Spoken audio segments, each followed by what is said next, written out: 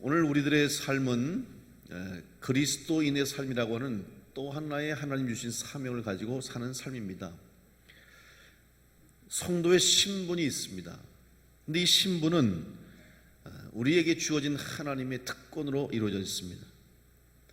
이 신분을 망각하는 순간 우리는 하나님과 연결고리가 끊어지게 됩니다. 세상에서도 자기의 신분을 망각하거나 신분에 맞지 않는 일을 하거나 행동을 하면 문제가 생기게 됩니다. 사회의 많은 사건, 사고, 문제들을 가만히 살펴보면 그 속에는 누군가가 자기의 신분을 잊어버리고 또 신분에 맞지 않는 행동이나 일을 해서 문제가 생기는 것을 우리는 잘 알 수 있습니다. 오늘 여러분의 삶에도 하나님이 주신 또 하나의 신분이 있는데 바로 영적 그리스도인의 신분이요, 구원받은 하나님의 백성의 신분입니다. 우리가 하나님의 구원받은 성도로 또 그리스도의 제자로 십자가의 복음으로 무장한 그리스도의 군사로서의 삶을 사는 것이 하나님께서 우리에게 주신 영적 신분의 삶을 사는 것입니다.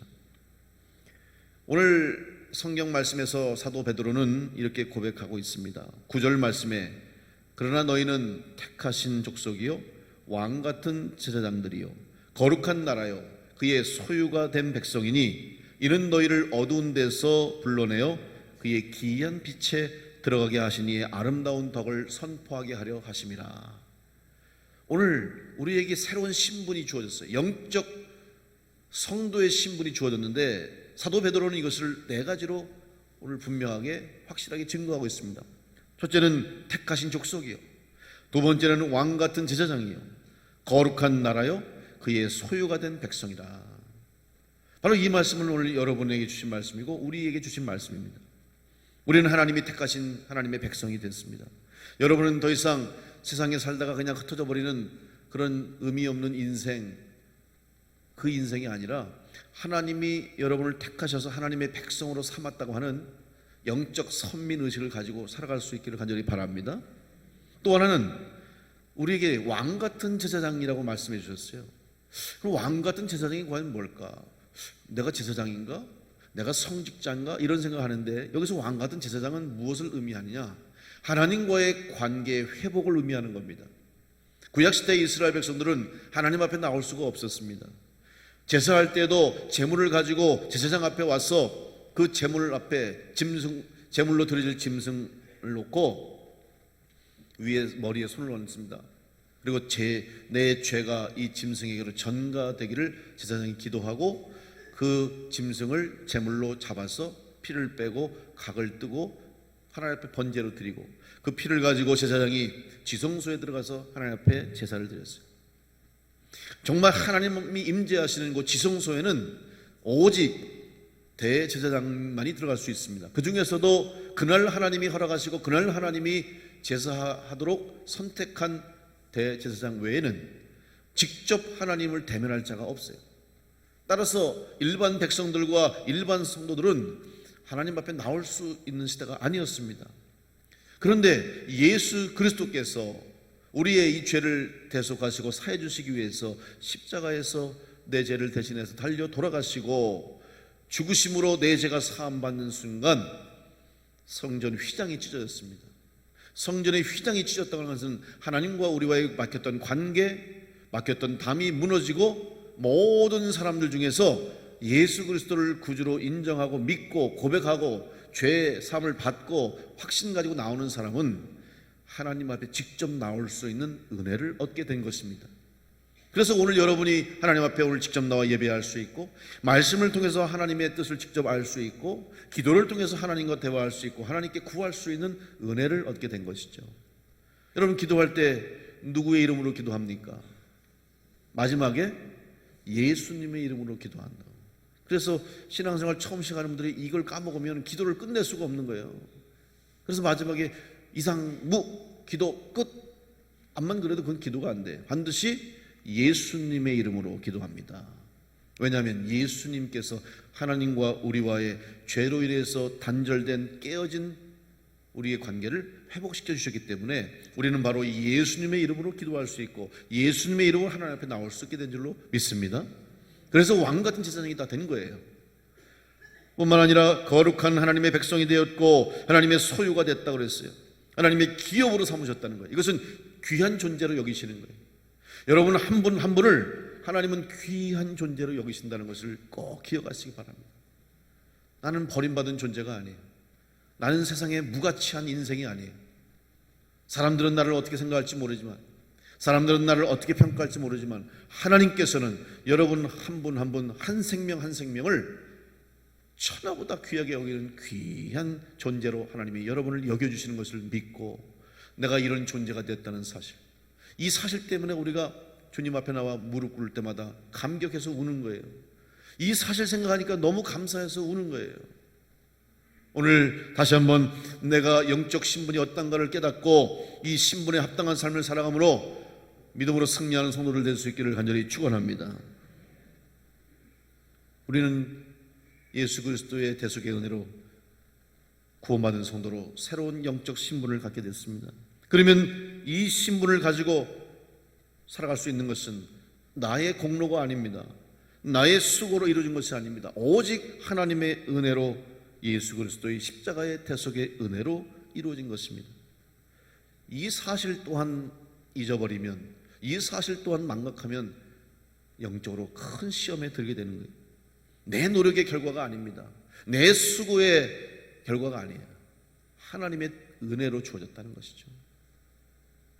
그러면 이제 우리는 이렇게 새로운 삶을 살고 새로운 신분을 가진 하나님의 자녀요, 그리스도의 제자요, 영적 그리스도의 군사인데, 그러면 어떻게 삶이 달라졌을까? 이전과 이후가 변화가 있어야 됩니다. 이전과 이후에 달라진 모습을 우리가 보여야 됩니다.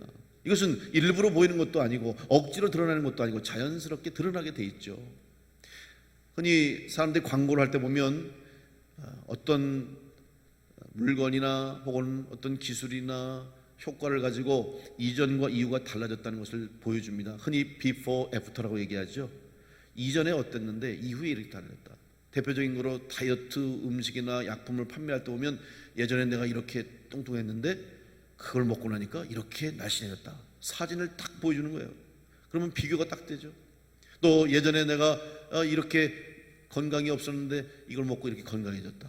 또 이 건물이 예전에 이렇게 형편없었는데 이렇게 수리하고 리모델링 하니까 이렇게 달라졌다. 이런 비포와 애프터가 완전히 달라진 거예요. 영적으로도 마찬가지예요. 여러분이 새로운 신분을 가지고 하나님의 자녀로 살아가는 성도로서 삶을 살 때 이전과 이후가 달라져야 되는 것입니다. 이 변화가 없으면 오늘 우리는 이 영적인 신분을 가진 자로 살아갈 수가 없어요. 그러면 먼저 구원받기 이전과 이후가 분명하게 무엇이 달라졌는지를 알아야 되는데, 오늘 우리는 사도 베드로의 고백을 통해서 우리가 변화된 것이 무엇인지를 정확하게 알 수가 있습니다. 저는 오늘 여러분과 두 가지를 한번 비교해 보려고 합니다. 첫 번째는 어둠과 빛입니다. 우리는 예수님 만나기 전에, 구원받기 전에는 어둠에 속한 사람들이었습니다. 어둠에서 헤매는 영혼이었어요. 여러분, 어둠에 빠지면 눈을 떠도 볼 수가 없습니다. 우리의 눈이 어두워지면 사물을 분간할 수 없고 주변과 사물을 파악하기도 힘들어요. 길을 찾기도 힘들고 방황합니다. 헤매입니다. 넘어집니다. 쓰러집니다. 아무것도 할 수 없어요. 그런데 빛이 그 가운데 임하면, 빛이 우리 가운데 임하면 어둠은 사라지게 되고 우리 가운데 길을 찾게 되고 어디로 가야 할지 방향을 정하게 되는 것이죠. 근데 빛 가운데 거하다가도 어둠이 우리 가운데 덮치면 또 넘어지는 거예요. 우리 인생에도 이런 어둠이 다가올 때가 있어요. 아마 여러분의 인생 가운데도 이런 일들이 있었을 겁니다. 정말 뜻하지 않은 갑작스러운 어려운 일들, 상황 때문에 정말 앞이 깜깜해지고 눈앞에 보이는 것이 없어져서 어떻게 해야 할지 모를 때가 있잖아요. 이 어둠이 우리를 덮을 때가 있어요. 이때 우리가 바로 빛으로 오신 예수 그리스도, 우리에게 생명의 빛으로 오신 예수님을 영접하고 예수님을 만나고 또 예수님의 말씀대로 살아갈 때 우리 가운데 길이 보이게 되고 우리 가운데 어둠이 사라지게 되는 은혜가 임하게 되는 것입니다. 어둠에서 빛으로 변화된 삶을 살고 있다는 것을 잊어서는 안 됩니다. 이 어둠 속에 있을 때 특별히 누군가 도움을 줘야 돼요. 누군가 나에게 빛을 비춰줄 수 있는 도움을 주는 사람들이 필요하다는 사실이죠. 그래서 빛으로 오신 예수님을 만날 수 있는 인도함을 받는, 인도해주는 사람이 있어야 되는 거죠.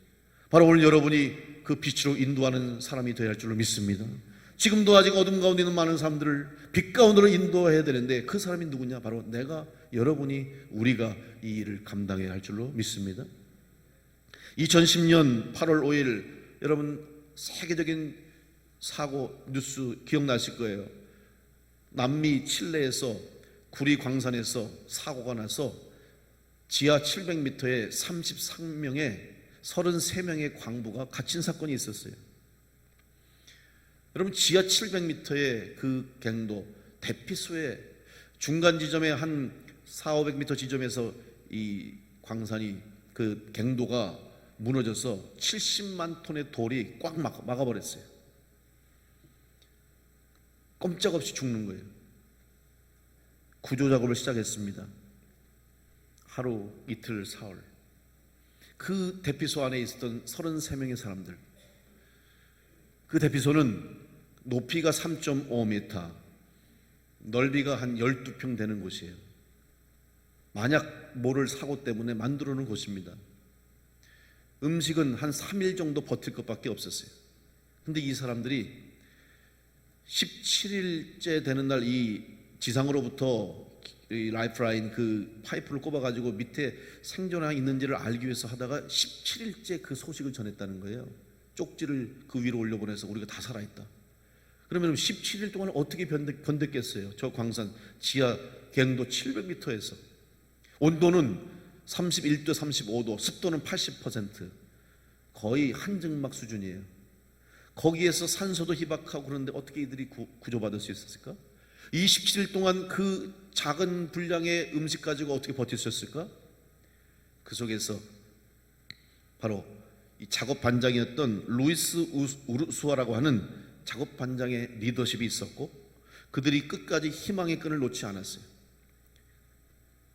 그래서 17일 동안 그들에게 있는 음식, 하루에 이 작업 반장이 음식을 딱 아주 계산해 가지고 분량을 줬어요. 크래커 과자 한 조각, 그 다음에 우유 반 컵, 또 참치 한 조각, 이걸 가지고 3일 동안 먹을 거 가지고 17일 동안 나눠 먹은 거예요. 계속해서. 그리고 하루 일과를, 시간을 정했어요. 아침 기상 시간, 또 오전에 할 일, 점심 먹고 할 일, 저녁 때까지 다 할 일을 주고 보초도 서게 하고, 그 다음에 그 안에 확보된 갱도가 한 2km 정도가 있어서 거기를 가지고 어떻게 활용했냐면, 한쪽에는 화장실을 저 멀리 놓고 또 한쪽에는 예배할 수 있는 기도실도 만들어 놓고 게임하고 오락할 수 있는 것도 만들어 놓고 또 상담하는 만들어 놓고 사람들에게 역할을 줬어요. 간호사 했던 경력 있는 사람에게 그 광부들을 돌보게 했고, 나이가 지긋한 분이 여러 번 사고를 경험한 사람은 그 사고 이야기를 하면서 상담할 수 있는 상담사가 돼서 그 사람들을 안정시켰고, 그리고 노래 잘하는 사람은 노래를 부르게 했고 즐겁게 해주고, 그러면서 매일매일 일을 하게 한 거예요. 정상적인 삶을 살 수 있도록 역할을 하는 거예요. 이것이 가능했던 것은, 사진 좀 보여주세요. 이 사람들이 그래서 17일째부터 이렇게 속에서 살아있다고 사진을 찍어 이제 보내게 됐고, 그때부터 이제 공급이 됐어요. 음식도 물도 저 지하 갱도를 통해 가지고 가족들과의 소식도 편지도 주고받으면서 구조 작업이 시작되니까 기다려라. 여러분 며칠째 구조된지 아십니까? 69일째 구조됐어요. 17일째까지도 그 3일간의 음식으로 살았는데, 이제 그 이후부터는 먹을 건 먹지만 여러분 거기서 어떻게 69일 동안 살아날 수 있었냐? 한 명도 건강에 큰 문제가 없이 다 구조됐어요. 그래서 2010년 10월 13일 사고 발생 69일 만에 조난 광부 33명이 구조되기 시작한 지 22시간 만에 전원 구조됐어요. 마지막에 나온 사람이 작업 반장이었어요. 이 사람이 리더가 있었어요. 리더십이 있었어요. 그러면서 이들이 이 어려움 속에서, 특별히 어둠 속에서 견뎌낼 수 있었던 것이 무엇인가? 첫 번째는 질서가 있었어요. 여러분, 광산을 일하는 광부들에게는 이 어두운 공간에서, 위험한 작업 공간에서 조금만 잘못하면 한순간에 다 죽을 수 있는 위험이 있기 때문에 철저한 이 지휘 체계와 철저한 명령 체계가 있었어요. 그 작업반장의 명령은 따라야 돼요. 안 따르면 큰일 나는 거예요. 그래서 그런 리더십이 주어질 수 있는 구조가 있었고 조직이 있었고 질서가 있었기 때문에 힘들었지만 고통스러웠지만 그 질서가 유지되었기 때문에 이 사람들이 그 속에서 69일 동안 참고 견뎌낼 수 있었다는 것이죠. 저는 이 이야기를 기억하면서 이 말씀을 준비하면서 갑자기 이 생각이 나는 거예요. 어둠 속에 있었던 사람들, 어둠에서 구조받은 사람들의 이야기를 하다가 생각을 하다가 이 이야기가 떠올랐는데 어떻게 가능했을까? 그 안에서도 그들이 흐트러지지 않고 질서가 유지됐다는 사실이죠. 여러분, 오늘 우리 교회는 하나님께서 우리에게 주신 믿음의 공동체 교회 안에 질서가 있습니다. 머리 대신 예수 그리스도를 중심으로 우리는 각 연결된 지체로서 우리에게 맡겨진 사명, 임무를 감당할 때 우리 교회가 건강한 교회로, 하나님 기뻐하시는 교회로 쓰임받게 될 줄로 믿습니다. 담임 목사가 있지만 담임 목사는 예수 그리스도의 말씀, 하나님의 뜻에 합당하게 그 말씀에 의지해서 그 말씀을 중심으로 여러분과 함께 하나님 주신 사명을 위해서 이끌어가는 리더의 자리에 있는 것이지 내 생각이 아닙니다. 내 뜻이 아닙니다. 하나님의 뜻과 예수 그리스도의 말씀대로 저는 목회할 뿐이에요. 질서의 중심은, 질서의 최고의 위치는 바로 하나님이고 예수 그리스도께서 우리 교회의 질서의 중심이 되시고 또 우리 교회의 머리가 되시는 줄로 믿습니다. 이 질서가 흐트러져 버리면 혼란스러운 거예요. 깨지는 거예요. 여러분, 교회마다 어려움을 겪고 혼란스러운 교회 왜 그런지 아십니까? 이 질서가 깨져서 그런 거예요. 하나님의 말씀이 기준이 되고 예수 그리스도의 말씀이 기준이 되면 문제될 것이 하나도 없는 줄로 믿습니다. 여기 모인 분들 생각이 다 다르잖아요. 세상적인 생각은 다 달라요. 여당 야당이 있고 정치하는 생각 다 다르고 어떤 일 하나 해도 판단이 다 달라요. 어디 먹으러 가도 한식 먹고 싶은 사람, 일식 먹고 싶은 사람, 중식 먹고 싶은 사람 다 달라. 인간의 생각이 다 달라. 근데 우리가 하나 될 수 있는 것은 바로 하나님 말씀에 맞는 것은 하는 거예요. 주님의 뜻에 합당한 것은 하는 거죠. 왜? 내 생각을 앞세우는 것이 아니라 주님의 뜻을 앞세우기 때문에 가능하다. 교회는 질서로 이루어진 것이기 때문에 어둠에 있는 사람들이 구원받기 위해서는 하나님의 질서 안에 들어와야 될 줄로 믿습니다. 또 하나는 이들 가운데 이 역사가 있었던 건 소망이 있었던 거예요. 여러분, 17일째 드디어 소망이 됐잖아요. 드디어 우리를 살리려고 하는구나, 우리에게 구조대를 보내는구나 라고 하는 이후에도 오랜 시간 동안 그들이 견뎌낼 수 있었던 것은 소망의 끈을 놓지 않았어요. 가족들로부터 사랑한다는 소식을 듣고 가족들이 기다린다고 하고 그 소식을 주고받았던 거예요. 희망이 있는 거예요. 여러분, 희망이 있고 소망이 있으면 굶주림도 고통도 어둠도 이겨내게 될 줄로 믿습니다. 바로 소망의 빛이 우리 가운데 임하는 거예요. 소망으로 오신 예수 그리스도께서 우리와 함께 하실 때 우리 가운데 생명의 역사가 나타나게 될 줄로 믿습니다. 그 일을 우리가 하는 거예요. 그래서 어둠 속에서 소망 없이 사는 사람들. 여러분, 지금 왜 어제도 우리가 이 걷기 축제에서 자살을 하려고 하는 사람들 돕고 절망 가운데 있는 사람들에게 희망을 주는 일을 했는데 왜 그랬습니까? 더 이상 살아갈 이유가 없다는 거죠. 희망이 없어요. 보이는 게 없어요. 그러니까 절망하는 거예요. 절망하면 죽는 거예요. 이 절망에서 다시 희망과 소망을 갖게 하는 것이 우리 예수 그리스도의 십자가의 복음이고 하나님의 구속의 은혜인 줄로 믿습니다. 이 어둠 속에 있는 곳에 빛을 비추는 일을 우리가 해야 되는 거예요. 그래서 참 생명이요 소망이요 희망이 되신 예수 그리스도, 이 희망의 소식, 복음의 소식을 우리 교회와 여러분이 땅끝까지 전해야 할 줄로 믿습니다. 디모데후서 4장 1절에서 2절 말씀에 하나님 앞과 살아있는 자와 죽은 자를 심판하실 그리스도 예수 앞에서 그가 나타나실 것과 그의 나라를 두고 엄히 명하노니 너는 말씀을 전파하라. 때를 얻든지 못 얻든지 항상 힘쓰라. 범사에 오래 참음과 가르침으로 경책하며 경계하며 권하라. 여러분, 때가 있는 게 아니에요. 우리에게 사명입니다. 우리의 임무입니다. 지금도 누군가가 애타게 이 소식을, 이 희망을 붙잡으려고 애쓰는 사람들이 있어요. 그들에게 이 복음을 전할 수 있는 우리 교회와 성도가 되어야 할 줄로 믿습니다. 어둠과 빛이 있다는 사실을 분명히 하시고 알고 어둠에 있는 자들에게 빛을 비출 수 있도록, 어둠 속에서 죽어가는 자들을 다시 끌어내어 살릴 수 있도록 이 사명 감당하는 복된 성도들 될 수 있기를 간절히 축원합니다. 두 번째, 이전과 이후에 달라진 것이 있어요. 그것은 뭡니까? 긍휼과 심판입니다. 하나님은 은혜와 긍휼이 풍성하신 분이라고 그랬어요. 하나님의 가지신 마음은 긍휼하심입니다. 하나님은 긍휼히 여길 자를 긍휼히 여기고 또 불쌍히 여길 자를 불쌍히 여겨주시는 거예요. 그 마음이 하나님의 마음이고 주님의 마음인 줄로 믿습니다. 조금 더운 것 같으니까 에어컨 좀 틀었다 좀 더 꺼주세요. 여러분이 더우니까 내 마음이 안 좋아서. 주님의 마음이 긍휼의 마음이거든요. 여러분, 예수님의 사역이 무슨 사역인지 아십니까? 긍휼 사역이에요. 예수님이 병든 자를 고쳐주셨고 죽은 자를 살리시고 죄 가운데 헤매는 그 영혼들을 보시면서 주님이 안타까운 마음을 가셨죠. 그래서 긍휼하심으로 그들을 대하실 때 그들이 죄사함 받고 병이 치유되고 문제가 해결되는 거예요. 주님의 긍휼하심으로부터 시작된 줄로 믿습니다. 교회는 긍휼 사역을 하는 거잖아요. 영혼을 긍휼히 여겨야 돼요.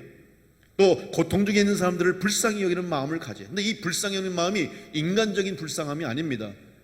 주님이 주시는 마음을 가져야 될 줄 믿습니다. 선교사들이 선교를 하면서 가장 위험해야 할 스스로 경계하는 것이 뭔지 아십니까? 자기가 선교하는 선교지의 사람들을 불쌍히 여겨 긍휼히 여길 때 인간적으로 긍휼히 여기면 안 돼요. 내가 저 사람보다 그 속에는 내가 저 사람보다 낫지, 내가 저 못 사는 사람들보다, 이 배우지 못한 백성들보다 내가 좀 낫다라는 그 우월 의식이 있으면 선교가 안 되는 거예요.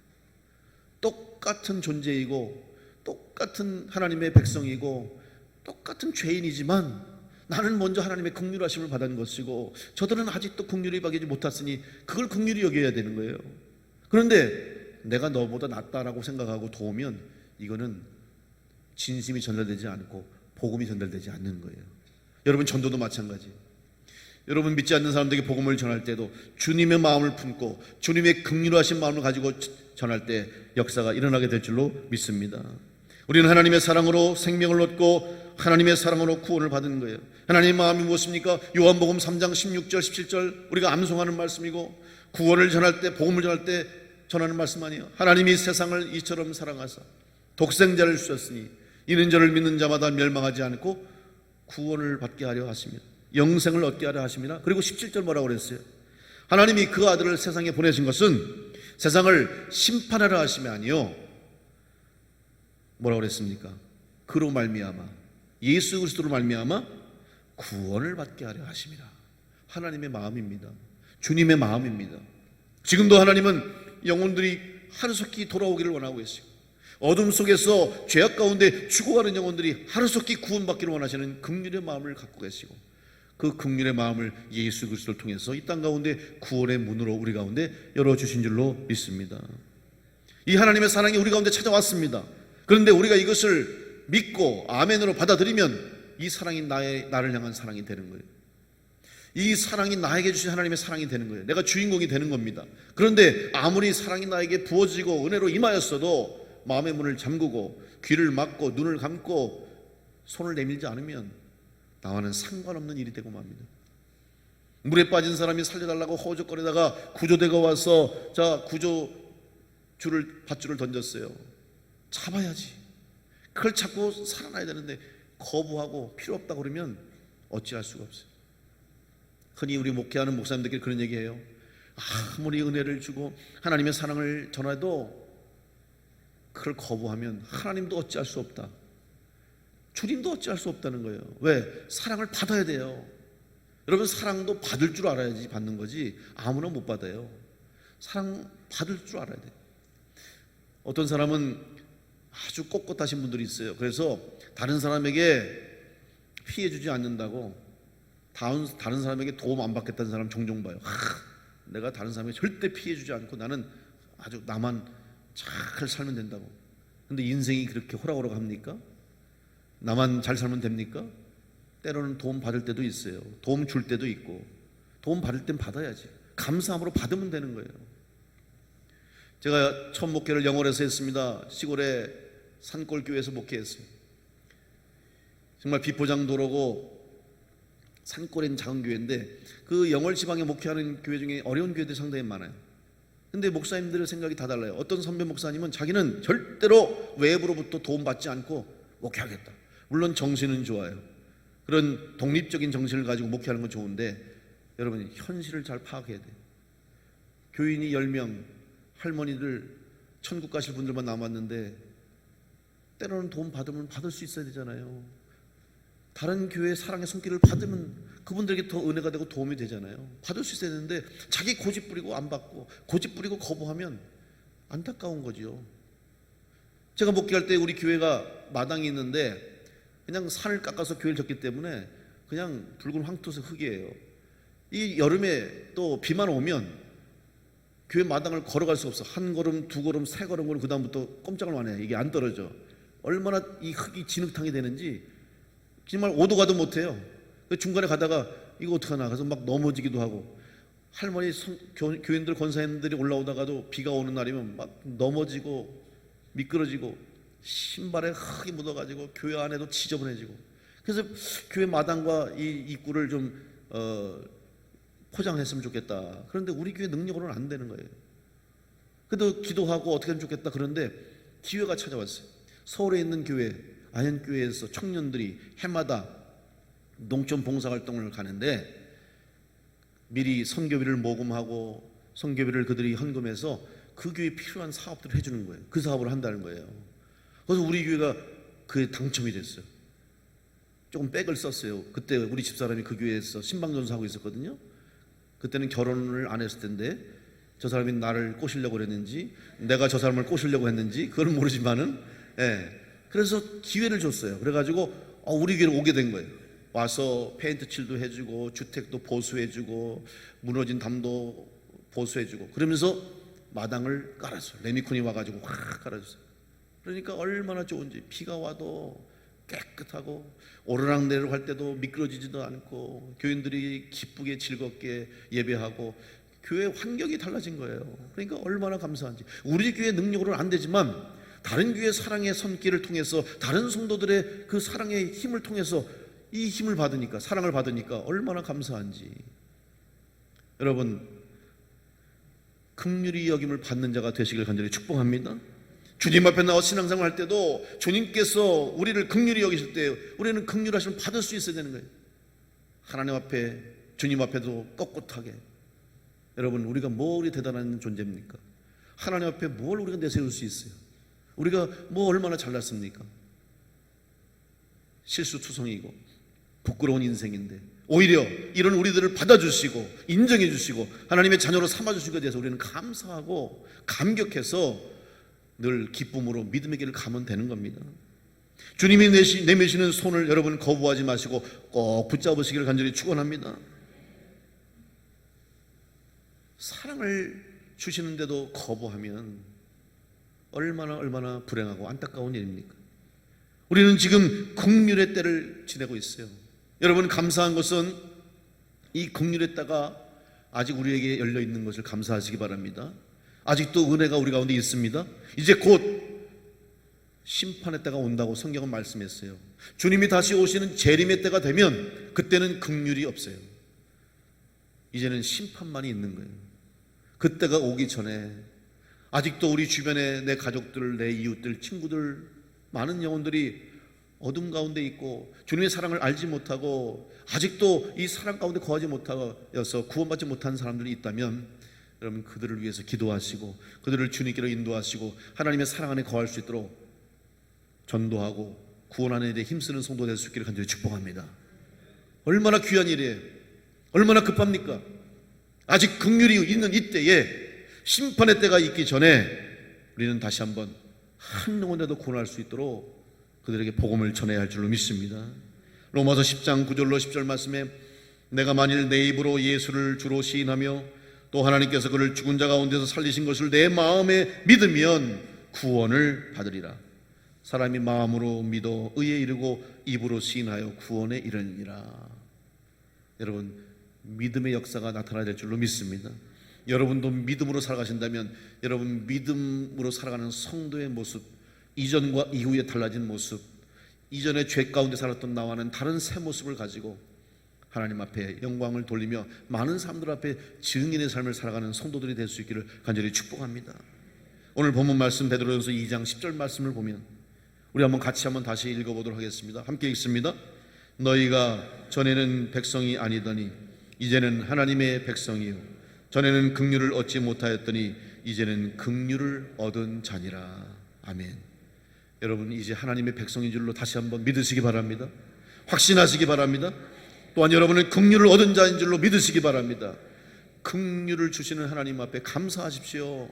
긍휼로 다가오시는 주님의 손을 잡으십시오. 그리고 은혜 가운데 거하십시오.